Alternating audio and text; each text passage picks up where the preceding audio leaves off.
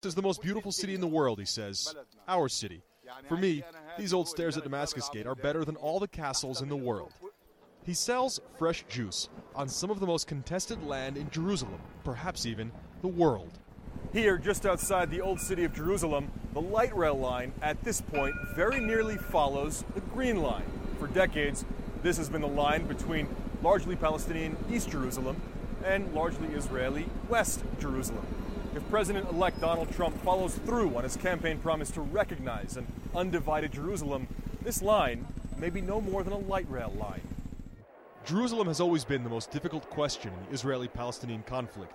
Even after the world recognized the State of Israel in 1948, it left the final status of Jerusalem open to future negotiations. Israelis see it as their united capital. Palestinians see East Jerusalem as their capital of a future Palestinian state. The city's mayor, Nir Barkat, says Trump's election means, once and for all, Jerusalem will always be Israel. The role of the city of Jerusalem will never change.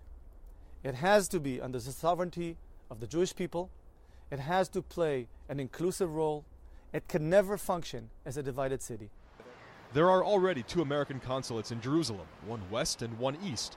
Trump has promised to move the embassy from Tel Aviv to Jerusalem, recognizing the holy city as the capital of Israel. There's even a plot of land picked out. Israel has leased this open field to the United States for $1 a year ever since 1989. This lease runs 99 years, waiting for an American embassy to be built here. But every president for more than 20 years has refused to move it. To do so would break decades of U.S. and UN policy. Mahdi Abdelhadi, a Palestinian political analyst, says the field will stay empty. So what's new?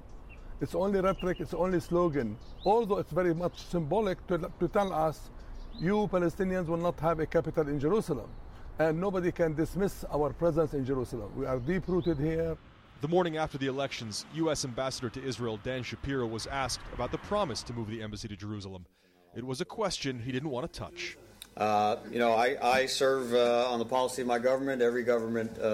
Every U.S. administration that has looked at the question has determined that the embassy is where it should be, and I can't speculate beyond that. After President-elect Donald Trump takes office, Shapiro may be out as ambassador.